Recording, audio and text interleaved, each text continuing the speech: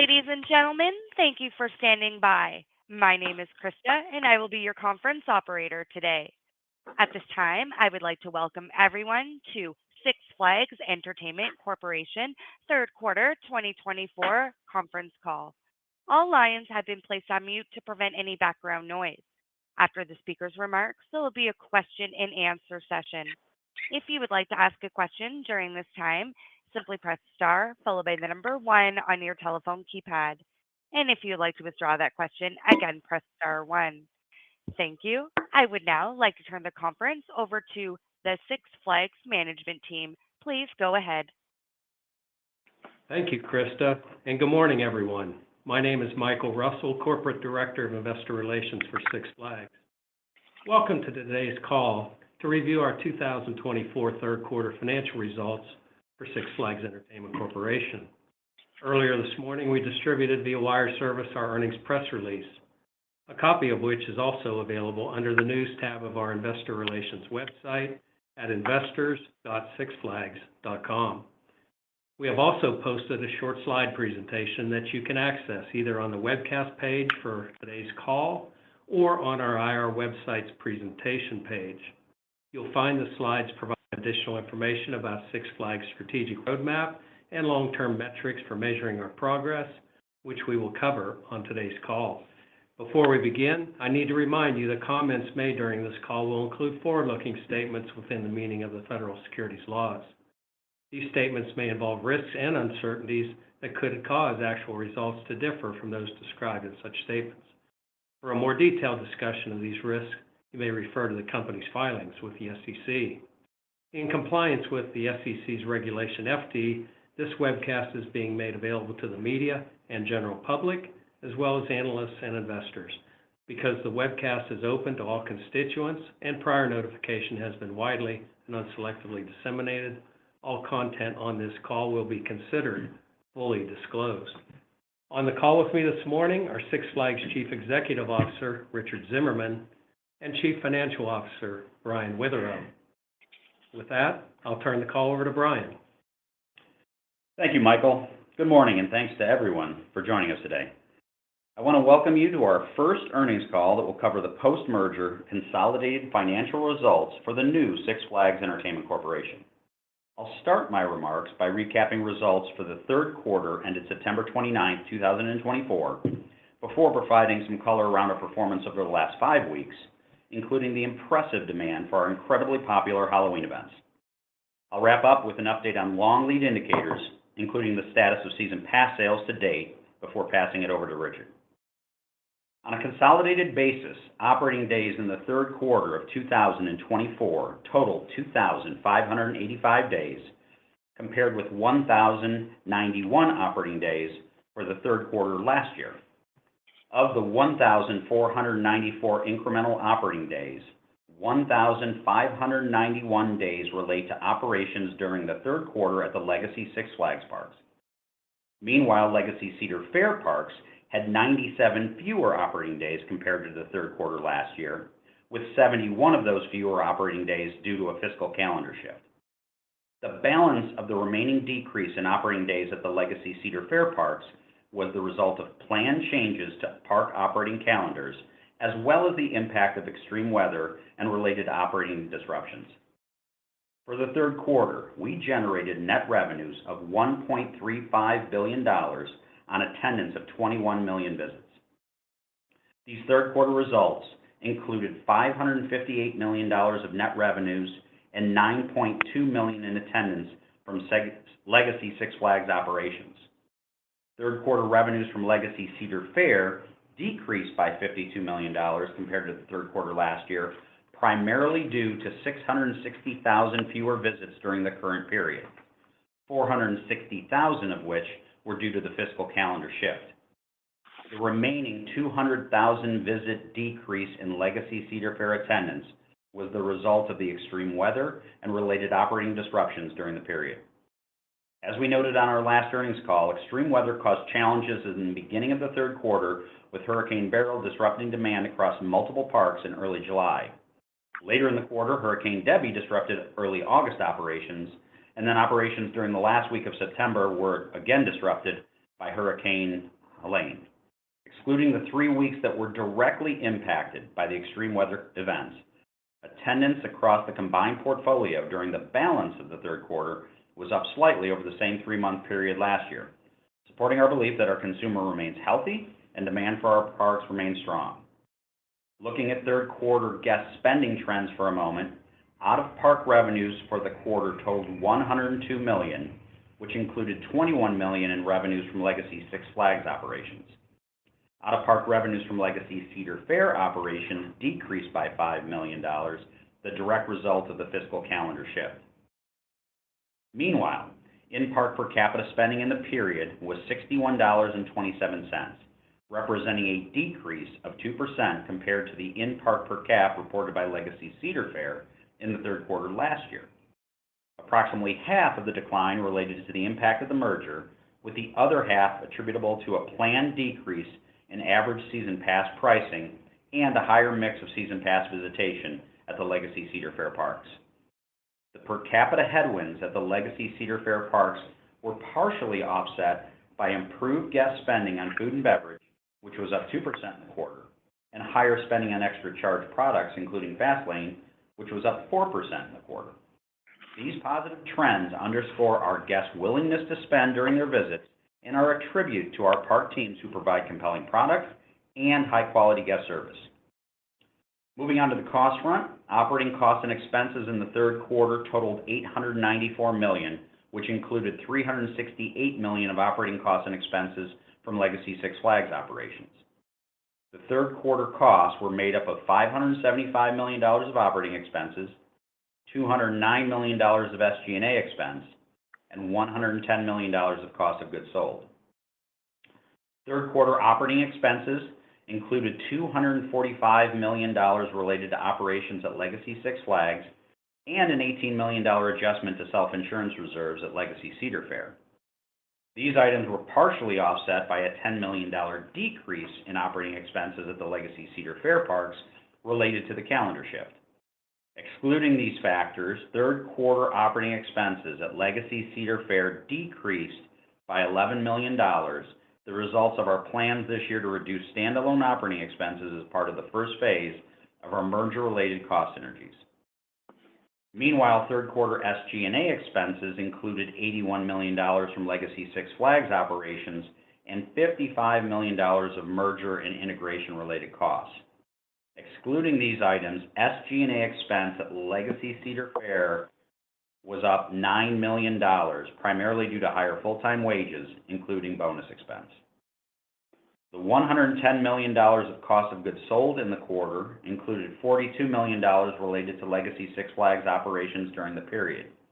As a percentage of food, merchandise, and games revenue, cost of goods sold in the quarter increased 30 basis points. 10 basis points of the increase related to the operations of the Legacy Six Flags parks, with the remainder driven by an increase in food and beverage costs at the Legacy Cedar Fair parks. As we've previously noted, we remain laser-focused on driving operating efficiencies and improving margins. We are moving ahead with a sense of urgency to fully realize the $120 million of merger-related cost synergies on a run-rate basis by the end of 2025. The cost-saving efforts we've initiated to date at both Legacy Cedar Fair and Legacy Six Flags put us on pace to achieve our target of realizing $50 million in run-rate cost synergies by the end of 2024. Turning now to Adjusted EBITDA, which management believes is a meaningful measure of park-level operating results. Adjusted EBITDA for the third quarter totaled $558 million, including $206 million of Adjusted EBITDA from Legacy Six Flags operations. This was partially offset by a $21 million decrease resulting from the fiscal calendar shift at Legacy Cedar Fair and a $15 million decrease due to the impacts of the extreme weather on attendance and revenues during the quarter at the Legacy Cedar Fair parks. Consistent with our commitment and long-term practice of providing transparency around operating results, let's turn our attention to results since the end of the third quarter, results that reflect the outstanding performance of our increasingly popular Halloween events, which continue to deliver some of the biggest attendance days of the year. Over the past 5 weeks, we entertained 6.5 million guests across the combined portfolio, an increase of 20% or more than 1 million visits compared to the combined portfolio over the same 5-week period last year. The strong momentum and demand across both Legacy Cedar Fair and Legacy Six Flags Parks also translated into a meaningful increase in the sales of season passes and memberships. Over the 5-week period, sales of 2025 season pass units were up 8%, with the average pass price up 3%. This brings the early sales of season pass units across the combined portfolio up 2% over the same time last year. Based on the solid season pass base and the strong performance of October, which historically represents approximately 60% of fourth quarter attendance, we believe we are on pace to achieve fourth quarter adjusted EBITDA of $205 million to $215 million, with actual results dependent on operating conditions and macro factors such as weather over the final 2 months of the year. Now turning to the company's balance sheet for a moment. Our balance sheet remains in solid condition. At the end of the third quarter, we had $90 million of cash and cash equivalents on hand and approximately $4.8 billion of gross debt. Of our debt outstanding, approximately 80% is fixed through long-term notes, and outside of $200 million in senior notes which mature in July of next year, we have no significant maturities before 2027. Liquidity as of September 29, 2024, totaled $743 million, including cash on hand and available capacity under our revolving credit facility, providing us with ample financial flexibility going forward. Deferred revenues on September 29, 2024, totaled $359 million, compared with $208 million of deferred revenues on September 24, 2023. The $151 million increase includes $144 million of deferred revenues at the Legacy Cedar Fair Six Flags Parks, with the remaining increase reflecting the strong sales of advanced purchase products at the Legacy Cedar Fair Parks. Through the end of the third quarter of 2024, deferred revenues at Legacy Cedar Fair were up $7 million, or 3%. For modeling purposes, during the quarter we spent $110 million on capital expenditures, and for the fourth quarter we expect CapEx will be in the $100 to $110 million range. Looking ahead, we expect to invest between $500 million and $525 million in capital expenditures in both 2025 and 2026. These investments represent a level of CapEx spend necessary to accelerate the integration process and begin to activate the growth potential of the combined portfolio. The investments will be primarily focused on projects aimed at increasing demand and driving higher levels of guest spending, but will also include addressing any deferred infrastructure needs across the portfolio. While we are still finalizing capital programs beyond 2026, we are targeting annual CapEx spend to be in the range of approximately 12 to 13% of net revenues over the long term. Lastly, from a cash flow perspective, in 2025, we are projecting annualized cash interest payments of $305 to $315 million and annualized cash taxes of $130 to $140 million. With that, I'd like to turn the call over to Richard. Thanks, Brian, and thanks again to everyone for joining us today. Today, I'll briefly reflect on our third quarter performance, share updates on our progress towards driving long-term value creation, and discuss the key strategic initiatives that will position the new Six Flags for sustained profitable growth. I will also discuss our expectations for next season at a high level and our targets for assessing progress over the long term. First, let me say that I'm excited to share with you the early progress we've made since the completion of our transformational merger on July 1st. I couldn't be prouder of how our team has worked together with a sense of urgency to capture early wins while establishing a strong and stable foundation for delivering on the combined company's long-term potential. We have made significant progress on our integration process while ensuring all 42 parks maximize performance during the most important months of the year.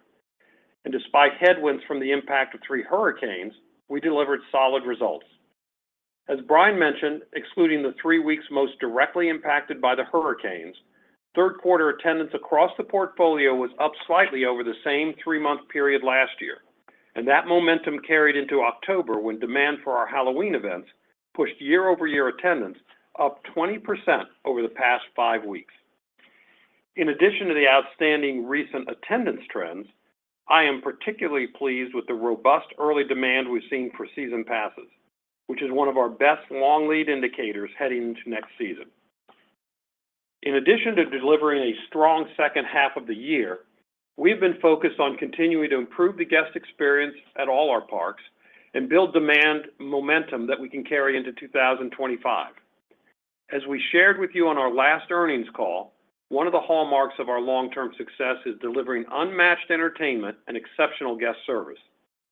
Based on decades of experience, we know guest satisfaction is vital to the sustainable, long-term growth of the business. With that in mind, our team moved quickly to make recognizable improvements at the Legacy Six Flags parks that have already proven to resonate with guests and have helped produce our highest guest satisfaction scores in the last 4 years. The early returns from our actions are clear. Investing in the guest experience drives higher attendance and establishes a strong foundation for future growth. Our early progress reinforces our confidence that we are well positioned to continue to drive meaningful attendance growth heading into the 2025 season.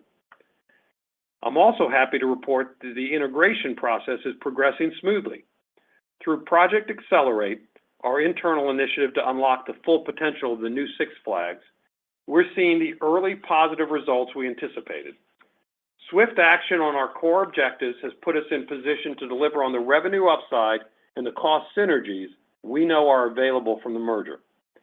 As Brian noted earlier, we are on track to achieve $50 million of cost synergies by the end of this year, and we remain confident in our ability to deliver the full projected $120 million of cost synergies on a run rate basis by the end of 2025.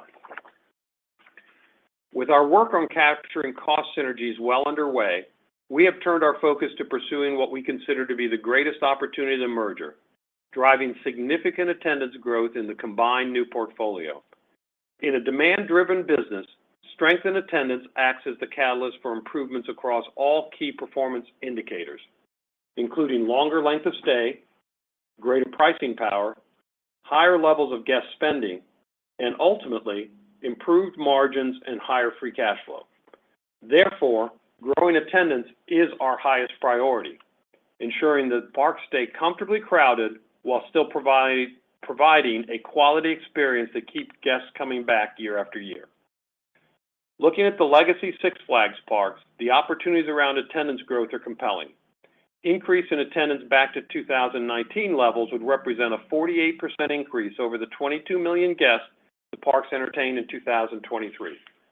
A goal that we believe is both achievable and appropriate, particularly when noting the relevant market penetration rates of the Legacy Six Flags parks were roughly half those of the Legacy Cedar Fair parks in 2023. With this upside potential, as well as the strong momentum in season pass sales we have coming out of October, we believe we are well positioned to deliver attendance growth across the combined portfolio in 2025 that is ahead of our historical attendance growth rate of 1% to 2%. Our ability to successfully grow attendance and improve guest spending levels next year will be driven in large part by our compelling capital program. As we discussed last quarter, one of our guiding principles is strategically investing capital to drive growth.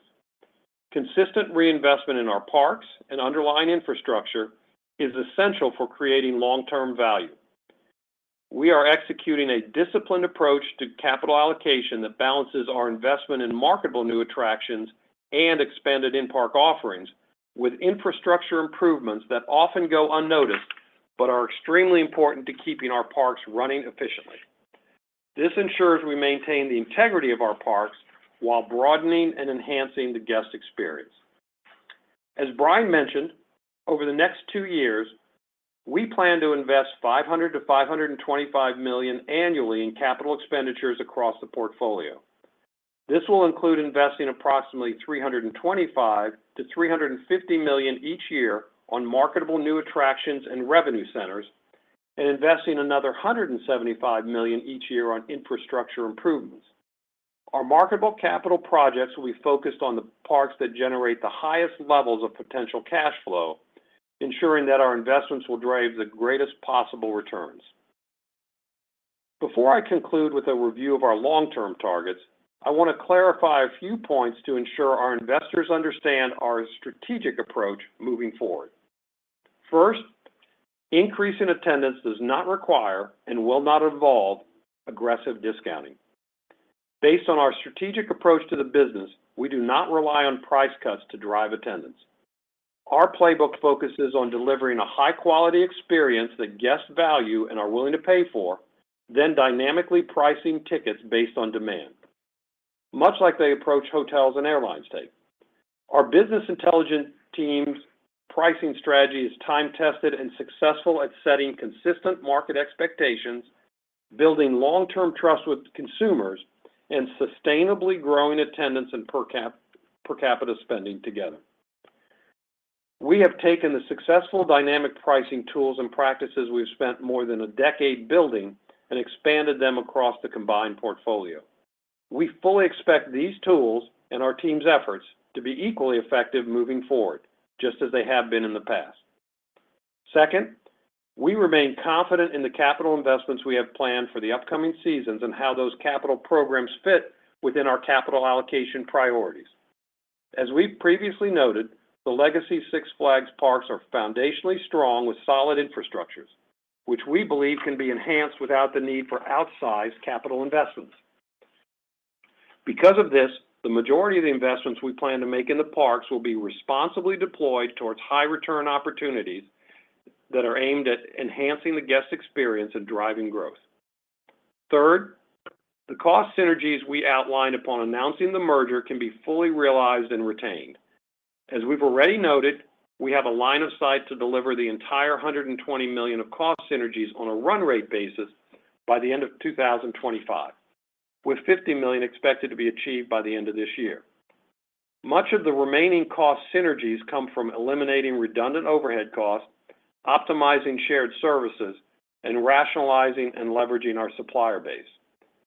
As Brian noted, while we are prepared to reinvest operating costs back into our parks to help drive growth, we intend to find additional cost savings to offset such initiatives. Finally, we are laser focused on managing near-term debt levels and reducing net leverage through growth in free cash flow. And we are moving with a sense of urgency to put the necessary initiatives in motion to help us achieve our goals. In addition to driving organic growth in the business, we have also activated a comprehensive review of our portfolio, including excess and undeveloped land. This is an exercise that we have undertaken in the past and one that is focused on optimizing our asset base, narrowing our focus, and helping us accelerate our planned reduction in leverage. While we take the steps necessary to optimize near-term results, we are working tirelessly to unlock the full potential of the merger. Looking ahead, we've set ambitious but achievable targets that will help us measure our progress as we advance our strategic objectives. Ultimately, we are targeting annual unlevered pre-tax free cash flow of $800 million or more by 2027, which would imply an average growth rate of more than 10% over the next 3 years. This sustained level of growth can be achieved by increasing annual attendance to more than 55 million guests and expanding modified EBITDA margins to 35% or better. This level of free cash flow growth would, in turn, facilitate our ability to reduce net total leverage back inside 3.5 times adjusted EBITDA by the end of 2027.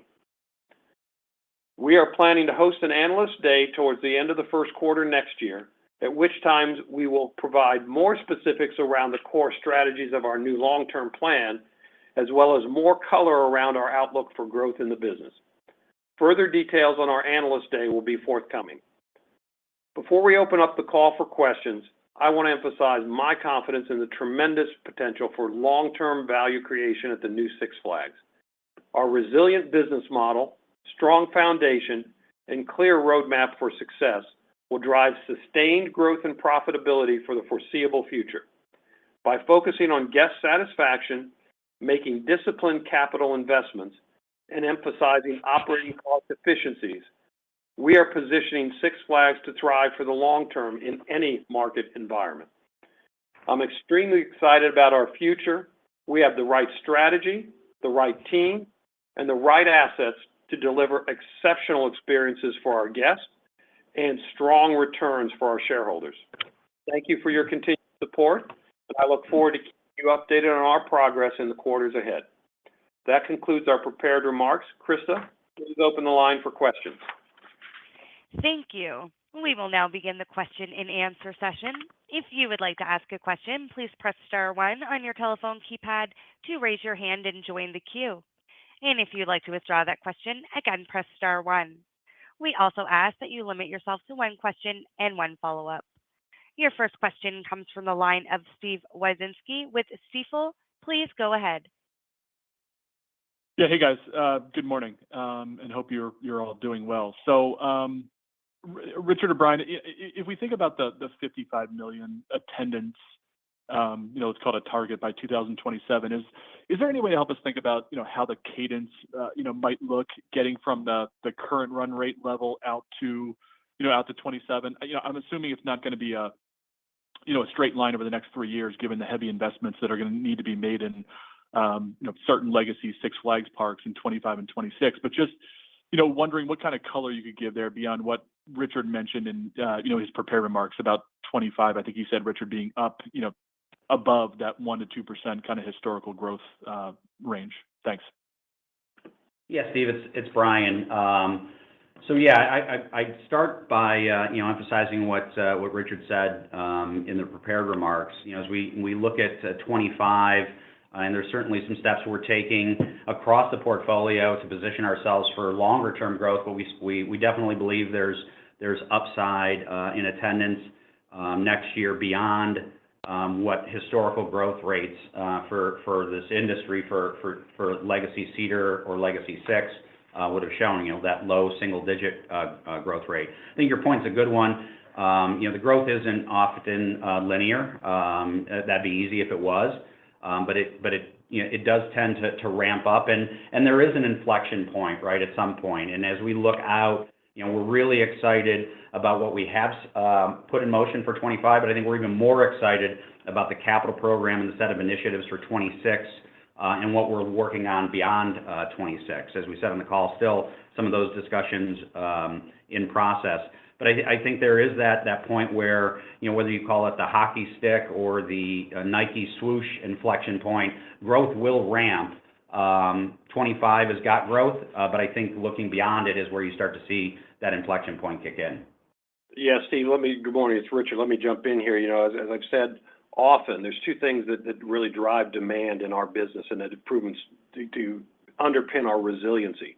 First, it's guest satisfaction. We're tracking along at 4 years high on both sides of the portfolio, so we're really pleased with that. And second, as Brian talked about, a really compelling capital program. Listen, I think 25 is really strong. I'm really excited about the 26 program, which I think may be the best capital lineup I've seen in my almost 4 decades. So I think we've got an ability to drive it. How the markets react and the particulars of any particular set of macro conditions like weather always have an influence, but I think we're taking the necessary steps to drive that demand. That's great color, guys. And then second question, if we think about the $800 million of unlevered free cash flow out to 2027, if we do some math here and kind of back into some things, we're kind of getting you guys somewhere around, let's call it about 1.28 to 1.3 billion of adjusted EBITDA.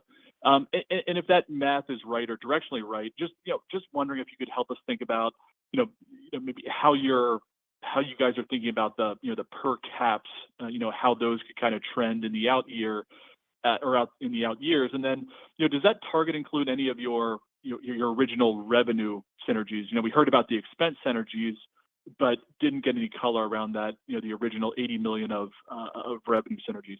Thanks. Yes, Steve, it's Brian. On the revenue synergies, what was never really encompassed in that number, that $80 million number, was as we said on the call, we think the real upside and full potential, or realizing the full potential of this merger is, and that is, the big opportunity to drive attendance growth, right? Over the next, several years, much of the growth, the revenue growth that's going to come from the merger should be a step function in growth and attendance, which is often at odds with per caps, but it's critical to the long-term success of the business, right? So, we remain confident in our ability to continue to grow per caps, but there's no doubt that the primary near-term focus is on driving revenue growth through attendance. Okay, gotcha. Thanks, guys. Appreciate the color. Thanks, Steve. Your next question comes from the line of James Hardiman with Citi. Please go ahead. Hey, good morning.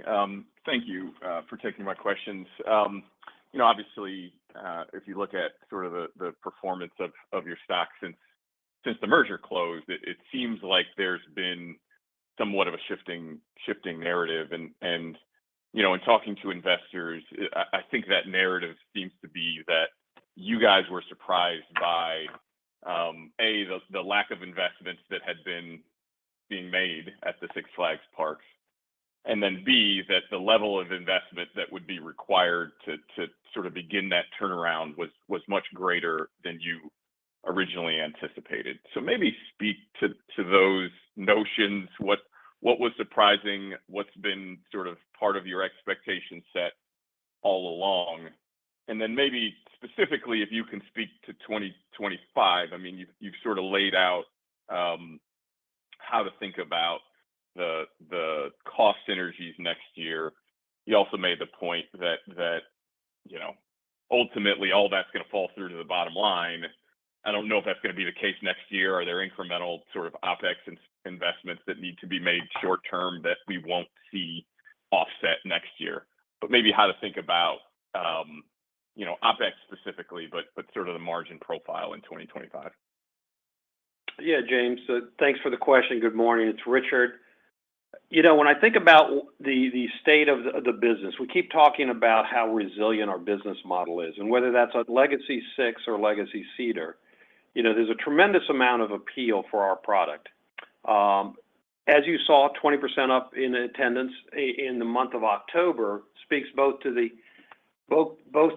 appeal of Halloween, but also how we tap into that appeal on a scale that few can match in each of our particular regions. So as I think about the questions we've gotten since the merger was consummated, a lot of them actually revolve less around the investment. Some was around the investment, but a lot of it was around the health of the consumer. And what we have said from the beginning is that on days where weather is good, we were encouraged by the demand we were seeing. And that was particularly true in October, where the weather was outstanding, but also in the third quarter, where we said we were up slightly if you took out 3 weeks impacted greatly by hurricanes. Now, weather's part of our business. We're an outdoor business. But we've got an incredibly resilient business model because of the demand that we can generate. The assets we have that we put together, the strength of this combined company, we have what we need to be able to drive demand and continuously improve all of our parks. There's things we want to work out on the Legacy Cedar side. There's things we want to work on the Legacy Six side. But you'll hear us continue to speak to the broader strategic themes of, as I said in my prepared remarks, reinvesting capital that generates a return, and that very specifically taps into consumers that are willing to spend. Our results prove that even though it's a bifurcated economy, the appeal of our product is there. Our consumers are healthy, and when they come, they are spending, and they're coming in numbers that are high percentages based off of last year. So I think the state of where we are as a combined portfolio, we have incredibly resilient, irreplaceable assets that allow us to continue to drive demand. Brian, on the margin front? Yeah, James, on the margin front, as we said in our prepared remarks, margin remains a key focus for us, has been, going back to, 2023 on the Legacy Cedar side of things. And as we've talked about, it's both being more efficient on the on the cost side, but it's also about driving, attendance.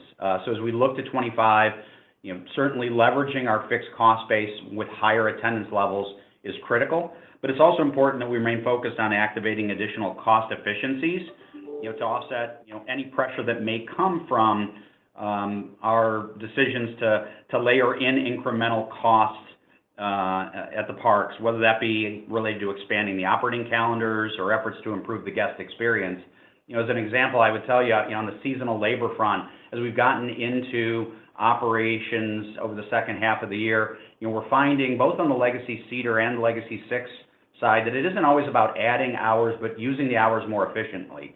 So I think as we're taking our workforce management tools and applying them across a broader portfolio, the ability to take the same hours and use them more efficiently are going to be critical to driving that higher margin as we roll into 2025. Got it. That's helpful. And then I wanted to follow up maybe a little bit on Steve's question. We've got this $800 million pre-tax unlevered free cash flow number. Maybe help us with the walk in both directions. I guess in one direction to get us to EBITDA, I guess the missing piece would be CapEx, right? And so I think where people are landing is somewhere, 1.25 to 1.3 billion in adjusted EBITDA.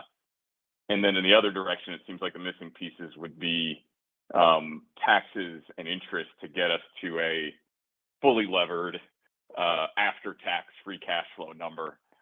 Any help with that? I think maybe using some of the pieces that you've given us, something in the 350 to 400 million seems like where we would land that plane in terms of the all-in free cash flow number.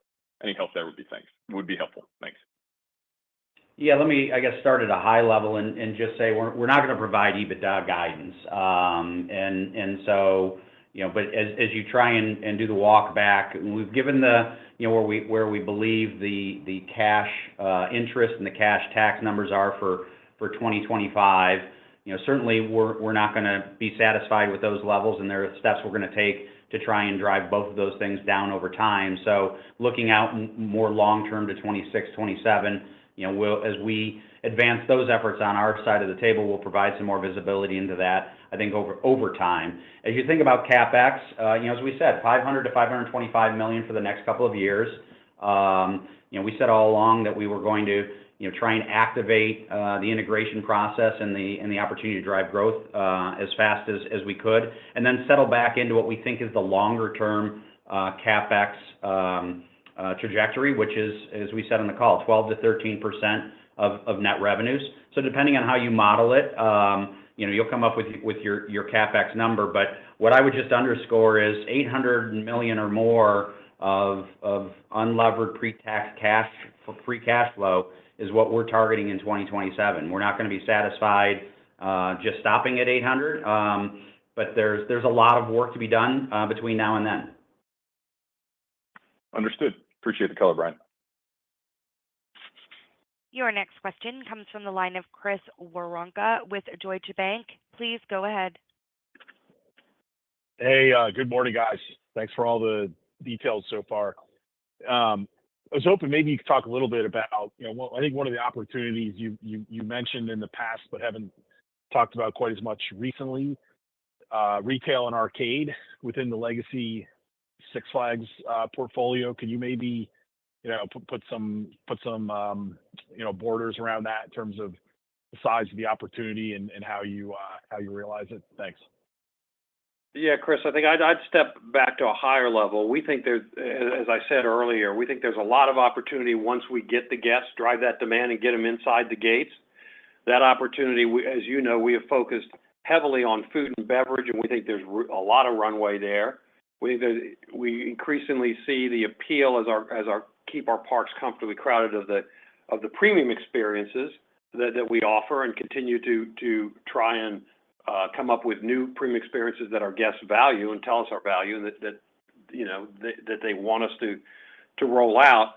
In terms of in-park games and merchandise, we think there's equal opportunity. What we've seen is where we go in and reinvest and rehab and renovate and upgrade the facilities. We've seen nice return on by facility basis. So we're working through those plans right now. Again, we just closed the merger 4 months ago, but we do think there's incredible opportunity for merchandise and what we call games to play a role in the experience and also generate some nice revenue lifts over time. But it will take some capital investment for us to get there, but we've factored all that in. When we talk about investing in revenue centers, that's all of the things once you get inside the park. Okay, gotcha. Thanks, Richard. And then, the second question is kind of related to your, the comment about asset sales being possibly a part of your longer range value creation plan. I know you won't get into specifics, but can you maybe give us, again, some pointers on kind of what's going to inform those decisions, and maybe a thought as to how is that something that can happen in the next 12 to 18 months, or is it kind of more of a notional aspirational goal if the opportunity is right? Thanks. Thanks, Chris. As I think about this portfolio optimization, we've done this in the past. On the Cedar side, certainly sold 2 small water parks in 2012, 2013. We underwent a comprehensive review several years later that led to the sale of the land underneath our Santa Clara Park. I would say I wouldn't put a time frame around it as much as I think we're working closely with the board and we're looking internally at our capital structure, our capital allocation priorities, and what we're trying to do. And I'll go back to what I said in the August call. Every park in our portfolio has a role if it plays its role right. These are irreplaceable assets, but we also want to make sure that we're investing to drive growth across the combined portfolio. So I wouldn't put a time frame on it, but we're going to be very diligent and work methodically through what we think is possible and what would make sense as we think about our capital structure and capital allocation priorities. Okay, very good. I appreciate it. Thanks, guys. Thanks, Chris. Thanks, Chris. Your next question comes from the line of Michael Schwartz with Truist Securities. Please go ahead. Hey, guys. Good morning. Maybe just wanted to dig into the fourth quarter guidance, which you guys have not given quarterly guidance as I can remember in the past. So maybe your rationale for doing so, but then maybe give us some of the moving pieces if you can, as it pertains to attendance or per caps assumptions in that EBITDA guidance range. Yeah, Mike, it's Brian.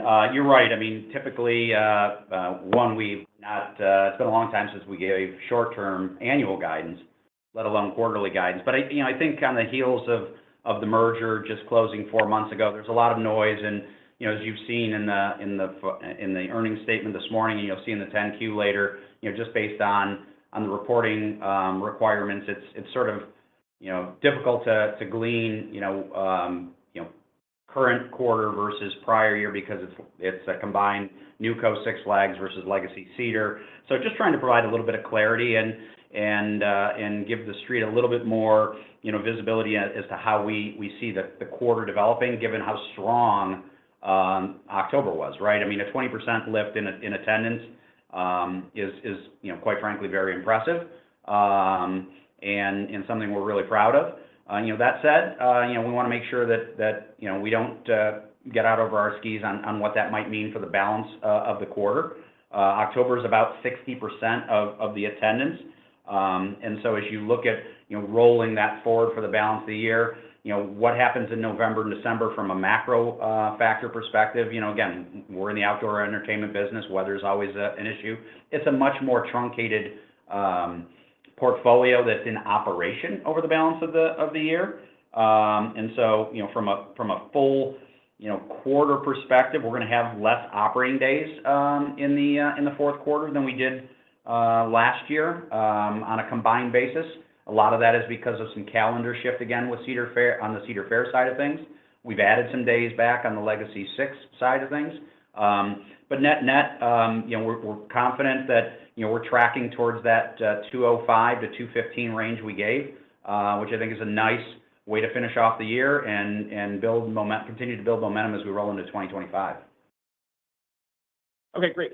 And maybe help us with the the $50 million in run rate savings. Did you generate any cost savings in the third quarter? I think you had mentioned something as it pertained to the legacy fund business in the quarter, but maybe give us a sense of how much of that's already been enacted, maybe how much we can see in the fourth quarter. Just the business is so seasonal, this isn't going to be linear, I know that, but any guidelines or parameters you can provide, that'd be great.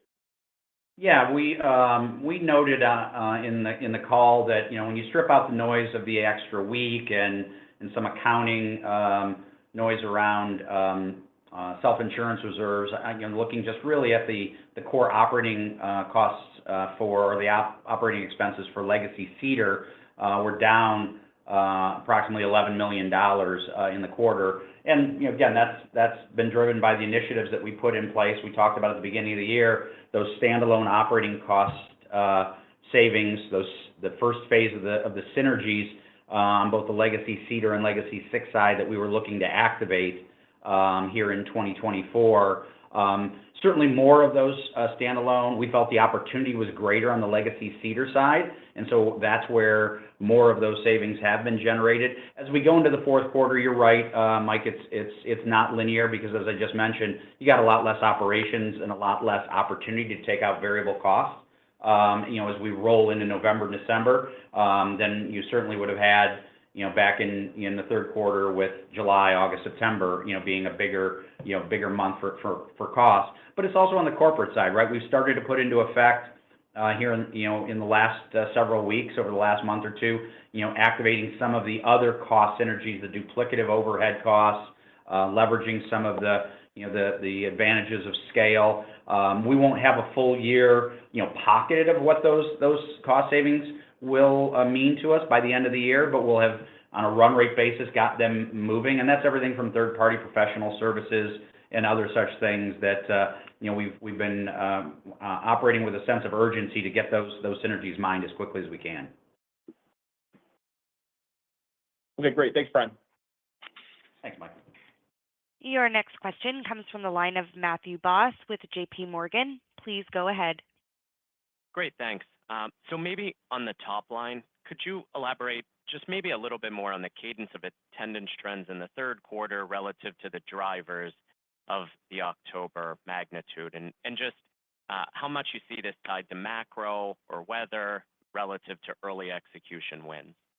Yeah, Matt, good morning. It's Richard. I'll jump in here, and then Brian can fill in. I think we kind of walked you through, when we looked at the third quarter, a lot of noise. We just did the merger, putting the park chains together. When you stripped out the noise around the 3 weeks that were impacted by hurricanes, Beryl in July, Debbie in August, and then Helene in late September, we were up slightly in attendance. So we were seeing reaction as we went through and implemented some operational changes like the chaperone policy. We started to see the markets react as we thought we would. When you got to October, listen, last year there was a little bit of weather on the East Coast, so we benefited from better weather on the East Coast. But we also, when we look at the two halves of the portfolio, the Legacy Cedar side was up against a record. And to be up what we were up in October says both the strength of of our business model, the resilience that I've spoken to, but also the appeal of the product and the value our consumers see it. So we're posting high double-digit increases on what was a record year in part of our portfolio. So every year we look at October and we go, how's Halloween going to get bigger? And every year it does get bigger, in part because, the second half of the year, we've always said this, 70 to 80% of our revenues and EBITDA get generated in the back half of the year. Part of it is the weather, quite frankly, has gotten better and very conducive. Part is the appeal of something like Halloween. And, the last part is as we keep growing season passes and building a higher season pass base year after year, whether that's at the standalone companies or the combined companies, we continue to have more passes that can be used in the back half of the year as we start selling the next year season passes. That higher level of our biggest program really underscores the attendance foundation for the back half of the year. Brian, anything you want to add? Yeah, I would just underscore, your point, Richard, on the impact of weather. Listen, we're in the outdoor entertainment business, as I said earlier, so it's not a question of if, weather's going to have an impact, but rather when and where. And we're not going to use weather as an excuse. But I do think it's helpful, and we do this. We believe it's helpful, and we do this exercise, as we're going through and evaluating our results. If we carve out, as Richard said, those weeks, and there's no doubt that July with Beryl and September with Helene were more impacted in the quarter than August. Debbie was modestly impactful in the Southeast. And when I look at, as we're trying to assess the health of the consumer, where demand sits, if I just take out the 1 week in August that Debbie did hit, attendance in August was up 4%, sans that 1 week. So, again, it continues to underscore, as I think Richard just said, there's, the consumer, our consumer is still healthy and willing to spend on experiences. And certainly when weather conditions provide it, they're showing up. Great. And then maybe a follow-up, Brian, just on the bottom line. How best to think about maybe linearity of the 35% EBITDA margin target by 2027 relative to low 30s today, just incorporating I think you said the Nike Swoosh top line progression commentary? Yeah, so I think, Matt, when it comes to, margin or any one of those key performance indicators, you're right, it isn't linear. So much of margin is driven by the attendance number. So I think it depends on how you model out, the opportunity to drive attendance, right? As we get more efficient, and listen, we're not done. There's more work to be completed and more initiatives to be executed against. But we've made good strides on the operating efficiency side of things. And as we get more and more efficient, that allows more of that attendance and revenue lift to fall to the bottom line faster. So that remains a focus for us. But I think it really depends on how you model out the attendance lift, because that's such a big driver for margin in this business. Great. Best of luck. Thanks, Matt. Your next question comes from the line of Ben Chaiken with Mizuho. Please go ahead. Hey, how's it going? Thanks for taking my questions. Can we Ben. just going back to the October acceleration? Is there anything we need to be aware about concerning comparability? So not taking away from the 20% year over year, but just as we think about the progression from 3Q to October. So 3Q adjusted for weather per operating day on our numbers was up around 6% year over year, which is obviously very healthy. But then October's up 20. Were the operating days comparable in those periods? And then what's the latest thought for operating days on the full year? Is it still down around 112 days year over year for the full year? Hey, Ben, it's Brian. So on your 112, you're looking just at the legacy Cedar side, correct? That's correct. Yep. Yeah. Again, weather dependent over these last couple of months and what they might mean for the parks left with operations. We're still in the hunt for that general trend line for operating days on the legacy Cedar side of things. In terms of the comparability, that number, that 20% lift, north of 1 million visits, is on an apples-to-apples basis as best as we can do. So that's comparing equivalent 5 weeks versus the equivalent 5 weeks the year before on a combined basis. So I'd say again, what we saw in October, as Richard said, was continued momentum of what we saw on non-weather disrupted days in the third quarter, but just juiced by the fact that you're at the time of the year that is probably the most popular time of the year for our guests with the events, whether it's Fright Fest at the Legacy Six parks or Haunt or Halloweekends at the Legacy Cedar parks. Got it. Sorry, go ahead. Yeah, Ben, let me jump in here. And I just want to say, when we look at the plans coming into the year, you put this company together mid-year. I will say Legacy, Salim and his team really made a huge investment in Fright Fest, putting in, IP in terms of the mazes, really focusing on how to drive the October. So on both sides, what we saw in October was reasonably similar on both sides, just outstanding demand. But I think that comes from the planning that all of our ops teams do to get ready for handling bigger crowds. And what I'm most pleased with, and we say this all the time, it's counterintuitive, we do our highest per caps on our biggest attendance days because of the scalability built into our model. Got it. Just to clarify very quickly, I understand that it's a comparable trailing 5-week, but just I know those operating days are moving around a lot, so you think the operating days in October this year are comparable to the prior year, just to be clear? Sans some weather impact, I would say generally, yes. I mean, we're looking to add days back, Ben, when it comes to the highest demand times of the year. So, over the last couple of years, we have added days into October, and that's going to be an area that we continue to look closely at. As Richard likes to say, you fish where the fish are. And our guests have told us late September, October, with the Halloween events is when they want to come. When it's probably the level of urgency is the greatest. And so, we'll continue to look to add days. But on a general, at a highest level, the operating days are generally comparable. Very helpful. And then switching to Legacy 6, EBITDA down 6% year over year. On our numbers, that's pretty comparable to the underlying run rate in 2Q. I assume that in your original underwriting, you had somewhat higher expectations, I would think. Can we talk about some of the levers to drive 6 EBITDA higher? I know you guys mentioned getting back to 2019 levels of attendance.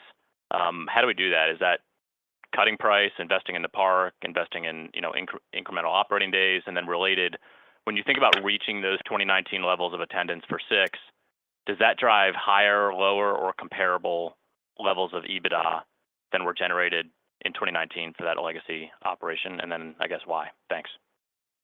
Ben, thanks for the question. Let me jump in here. And I think I'll go back to my prepared remarks. We don't think we have to aggressively discount to be able to drive demand and drive attendance at Legacy 6 or at Legacy Cedar.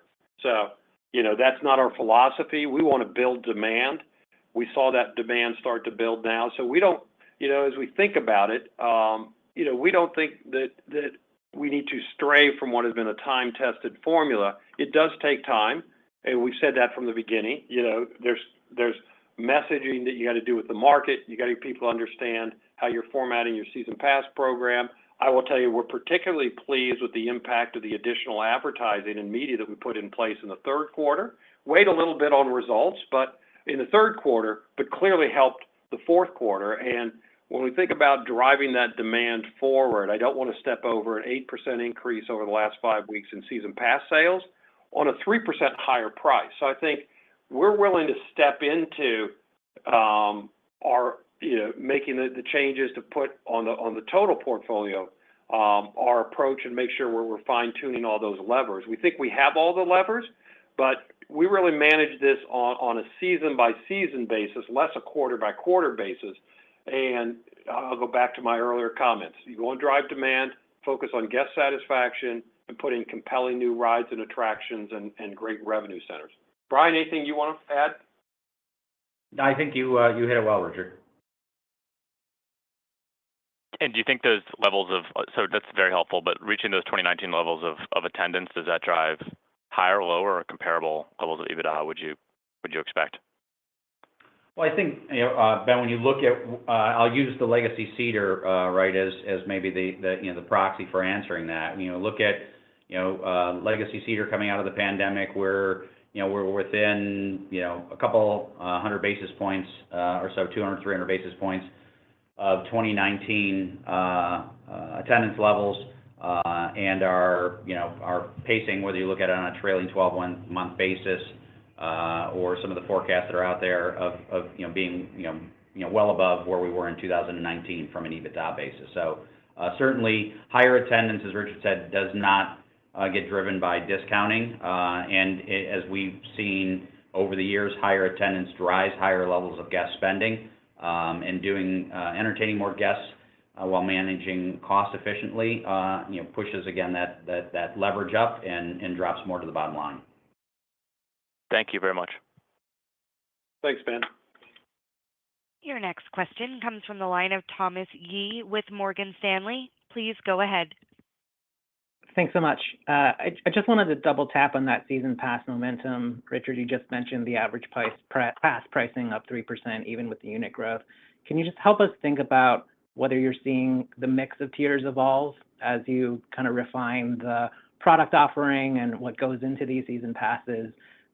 It seems like there's potentially more price taking on the higher end prestige product. any help on the mix shift and also just whether the All Parks Pass adoption has been helping at all? It's Brian. In terms of the All Pass adoption, I think we're early. I mean, we're pleased with what we're seeing, but it's such a small sample size. I don't think we want to get too excited or too out over our skis on that just yet. And there's still, a lot to be done in terms of harmonizing, the products from a benefits perspective. Getting on the same ticketing system will be a big part of allowing us to take that next step, and that's, the efforts that are underway right now as we plan for next year already, right? Going on sale in 25 with 26 passes, that's the objective. In terms of the mix, we've harmonized the programs, take maybe a first step in harmonizing the programs as best we can, not being on a singular ticketing system.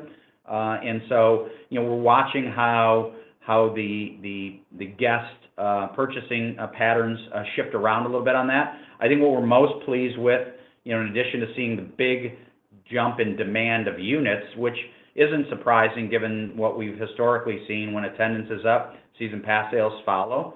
And so, October being what it was, it certainly was somewhat expected, but pleasantly, so. But I think more so, we're really pleased with the fact that we're seeing average pricing up, right? 3%. We'll see how that plays out. Again, as you noted, that's often a function of mix. But as we start to get into the spring sales and having this momentum, it gives our business intelligence team, more of a tailwind when it comes to the pricing side of things. So I think we're well positioned as we roll into calendar year 2025. Okay, that's helpful. And then just a clarification on the unlevered free cash flow outlook. You have these partnership puts coming up on the Six Flags side. Is your sense that that's still a good ROI to deploy capital into to buy that out? Or just, given your other capital priorities, I just wanted an update on how you think about that. And should we assume that the adjusted EBITDA, for your 2027 guidance is essentially the same as your modified EBITDA by then, if we're thinking about the building blocks there? Yeah, Thomas, it's Richard. Hey, Dallas and Atlanta, the original partnership park, are tremendous they're great assets in tremendous markets, tremendous franchises. We absolutely believe that there's a place in our portfolio, and we'll work towards making sure that we exercise those at the appropriate time. But as we look at where there's opportunity, Dallas fast growing, Atlanta over 6 million, 7 million and growing, both those markets are extremely attractive. So it's really difficult to find M&A. I think the partnership parks is built in M&A. But in terms of the specifics around modified margin, I'll throw that one over to Brian. Yeah, in terms of what we've assumed in the modeling, Thomas, is that the modified and adjusted would be the same from that perspective. Okay, great. And if I could just squeeze one last one in, I think part of the lever on growing attendance over time, you mentioned last quarter, is both driving greater pass adoption and just improving the visitation on a per guest pass basis. Now that you're kind of a little bit more into it, are there any structural reasons why the per visit count it might not come closer from the Legacy Six Flags perspective, closer to Legacy Cedar? Or, asked another way, I guess, do you expect the season pass mix from an attendance perspective to run higher than the high 50s, near 60% of attendance that you've seen so far in terms of pulling both of those levers? I would say, Thomas, against Richard, there's no structural reason why we can't both increase our penetration rate, but also increase the visitation rate on season passes. I've always said, listen, we want to sell, if we could sell everybody that comes to one of our respective parks a season pass, we would want to do it. It's our highest priced ticket. It's our most loyal customer. And we think as we program the parks from a capital perspective, we've got an ability to both reinforce what's unique about each respective park in their markets and their regions, be that thrill-oriented, be that family-oriented, but also you'll see us as we've announced next year, invest in the water parks, which season pass holders consistently tell us in all markets is a really highly valued part of the experience. They want to be able to come and visit the water parks in the summer. drives urgency in the summer, but also high perceived value, particularly from those guests that purchase the season pass. So we think there's no structural reason, and we're investing behind making sure we can tap that growth potential. Okay, appreciate it. Thank you so much. Your next question comes from the line of Paul Golding with Macquarie Capital. Please go ahead. Thanks so much. I was just hoping to reconcile some of the comments on operating days and in light of the comfortably crowded commentary. Brian, you were noting that some of the busier season periods you were looking to add operating days, but Richard, you were also noting that you were looking to extend the stay in certain days that were busier. How should we think about the portfolio-wide view of operating days on a run rate basis going forward? Thanks. Yeah, I think, Paul, when it comes to operating days, there's always going to be puts and takes, right? Our operating teams in the field are always, trying to figure out ways to be more efficient, and nothing's more efficient than taking, some days out that might be lower value days and pushing that attendance, if you can, to other times of the year. I think we were very successful on that this past year on the Legacy Cedar properties, particularly the mid-tier parks where we made a lot of operating adjustments early in the season, a little bit in the fall, but it was probably more of a spring adjustment to the calendar, taking days out and sliding that attendance to other times of the year. And so we're going to continue to do that where it's most appropriate, but where demand is the greatest, and there's probably no time of the year that's more a focus than, as we said, the fall, late September, October. Given most of the parks are open daily, Memorial Day to Labor Day, there's not much to be done there, and there's not a lot of reason to take days out there, other than maybe adjusting late August as school calendars continually move around. But as you look at October, I'll give you a great example. You go back 5 or 6 years ago, and Cedar Point, one of our largest parks in the portfolio, was only open on the weekends for their Halloween event. We added Friday nights, not only drew a nice evening crowd, but put people in hotel rooms.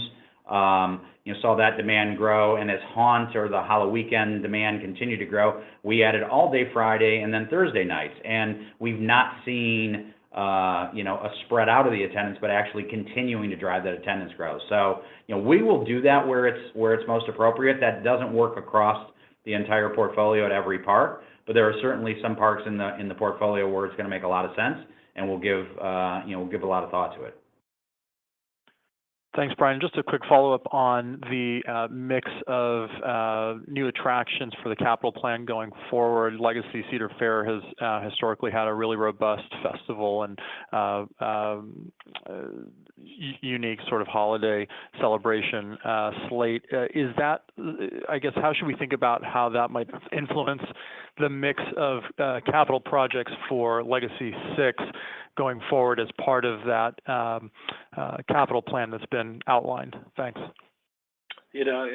Paul, good question. As we think about it, it really is, the answer is, as Brian always says, different park by park, region by region.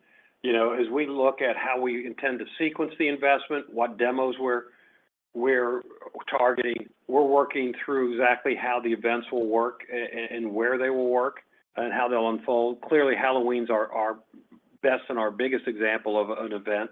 We do things like Boysenberry and other things. There's been some traction with Oktoberfest in some of the Six Flags parks. So we're going to evaluate how to be most effective in our messaging and most effective at driving the demand. But clearly, as we think about all 4 seasons, we just want to make sure we've got enough firepower in all 4 seasons to really put that demand underneath the season pass program and give people a reason to come out all 4 seasons. But it will be very different park by park. Great. Thanks so much. Your next question comes from the line of Ian Zaffino with Oppenheimer. Please go ahead. Hey, good morning, guys. This is Isaac Salazan on for Ian. Thanks for taking all the questions. I just had one follow-up as far as ticket pricing. You mentioned in the prepared remarks you won't lean into discounting to drive that higher attendance. So maybe if you could just give some color on daily ticket and dynamic pricing strategy on the legacy, Six and Fun side, for the larger parks, and maybe your expectations, on admissions pricing relative to, historical levels, for next year. Thanks. Yeah, I think as Brian, as it relates to pricing, Isaac, as we said in the prepared remarks, building that demand and, nothing's more helpful in doing that than getting those advanced purchase commitment channels as robust as possible. So season pass, group bookings, that's what gives our business intelligence team that manages the dynamic pricing around single day tickets, the most confidence, to lean in. As Richard noted in the prepared remarks, we've spent over a decade building out the team and the tools behind dynamic pricing, and believe, based on what we've been able to successfully accomplish over the last several years, that approach and strategy has been very successful, and we're now, expanding that, bringing all of the parks across the combined portfolio, into that tool set and under that team's oversight. So, as we roll into 2025, having a strong season pass base, continuing to get those group bookings and hotel reservations where appropriate, or where applicable, I should say, going in the right direction gives that team a lot of confidence in their ability to lean in. So, we're going to be as aggressive as the market allows when it comes to dynamic pricing. But we're not going to be, sloppy, right? As they like to say, pigs get fat, hogs get slaughtered. Our markets have been trained to expect, certain levels of increases, but we're going to be responsible with the increases we take, given the, the economic environment we find ourselves in. Okay, understood. Thank you. And then as a quick follow-up, the balance of the $175 million of CapEx that you guided to for 25 and 26, just as a follow-up to the previous question, maybe you could just provide some additional details as far as how you see that being spread out between Legacy Six and Cedar. Thanks. Still working through that, Isaac. So, I wouldn't give you a breakdown right now because some of it still depends on what we find in the field. But we're working through that. What I would say is we're touching every park. Every park's getting some infrastructure money because they should. And, we're making sure that we're addressing the needs of each particular park. Okay, great. Thank you very much. Your final question comes from Lizzie Dove with Goldman Sachs. Please go ahead.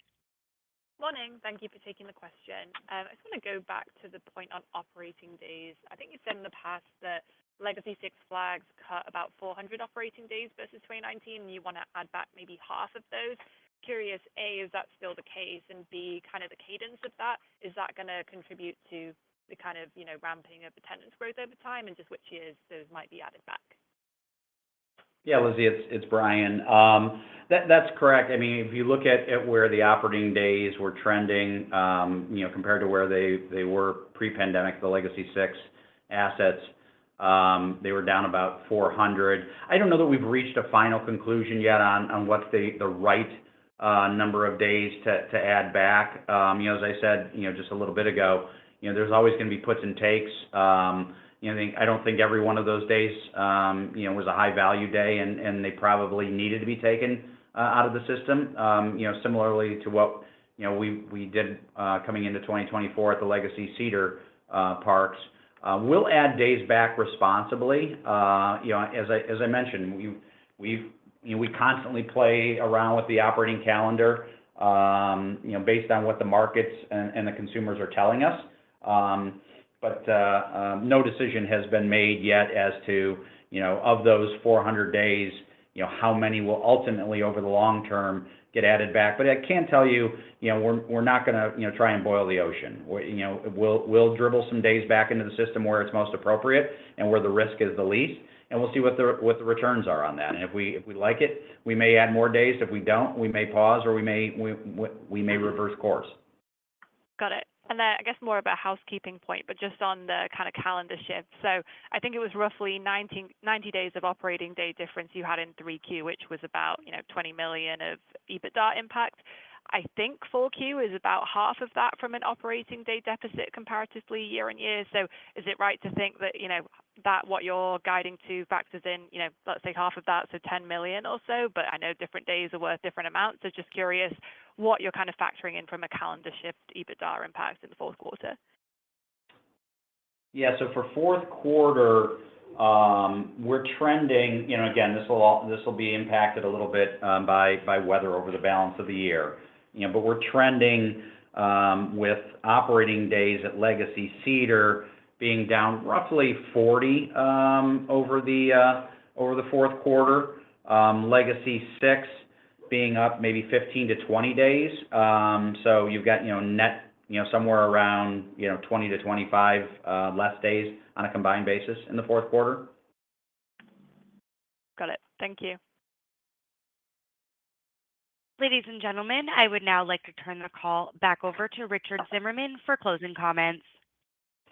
Thanks for joining us on today's call, and thanks for your continued interest in our company. As a heads up, we will be participating in several banking conferences before the end of the year, 2 being hosted in Miami by Deutsche Bank and Jefferies, 1 in New York hosted by Morgan Stanley, and 1 in Boston hosted by Truist. We hope to have a chance to visit with many of you in person at one of these events. Otherwise, I want to wish you and your families a safe and happy holiday season. Michael? Thanks, Richard. Please feel free to contact our Investor Relations Department at 419-627-2233. Our next earnings call will be in February after the release of our 2024 full year results. Krista, that concludes our call today. Thanks, everyone. Ladies and gentlemen, that does conclude today's conference call. Thank you for your participation, and you may now disconnect.